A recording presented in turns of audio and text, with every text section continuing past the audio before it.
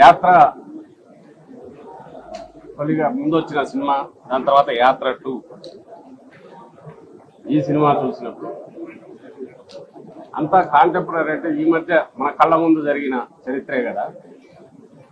రాజశేఖర రెడ్డి గారిది అంటే ఆయన 30 ఏళ్ల రాజకీయ అనుభవం,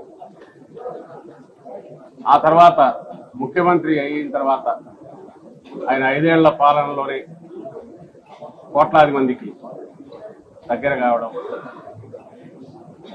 అందువల్ల ఆయన నాయకుడిగా ఎట్లా ఎదిగాడు అని తెలుసుకోవడానికి అందులో ఒక తెలియని కథ కానీ జీవితం గురించి కానీ తెలుసుకోవచ్చని అనిపించింది.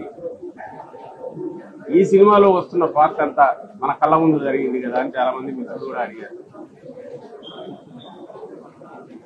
మరి ఏం కొత్త ఏముంటుంది, మనకు తెలిసిన చరిత్రే కదా ఇది. కానీ వచ్చిన తర్వాత దాదాపు అందరూ భావోద్వేగానికి గురయ్యారు.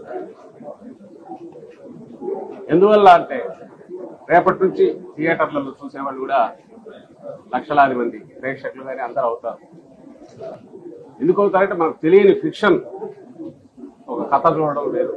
ఇప్పుడు మనం కళ్ళ ముందు జరిగింది అయినా మనకు తెలియని కొత్త కోణాలు చూపిస్తుంది, లేదా మనం ఇంతకుముందు మర్చిపోయినవన్నీ జ్ఞాపకాలు గుర్తుకు తీసుకొచ్చినాయి. అదంతా ఈరోజు ఈ సినిమాలో కనిపించింది.